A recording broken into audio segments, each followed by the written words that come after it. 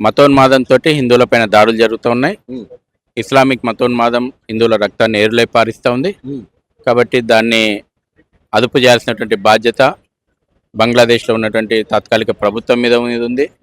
అదేవిధంగా మన పొరుగు దేశంలో ఒకనాడు అఖండ భారత్లో భాగమైనటువంటి మన పక్కనైనటువంటి దేశం బంగ్లాదేశ్ లోపల మన తోటి హిందువుల మీద జరుగుతున్నటువంటి దాడులను నిరోధించడానికి భారత ప్రభుత్వం కూడా అన్ని చర్యలు తీసుకోవాలి. ఈ కష్టకాలం లోపల భారత సమాజం రాజకీయాలకు అతీతంగా మానవతా హృదయంతో బంగ్లాదేశ్లో హిందువుల పక్షాన నిలబడాల్సినటువంటి అవసరం ఉంది.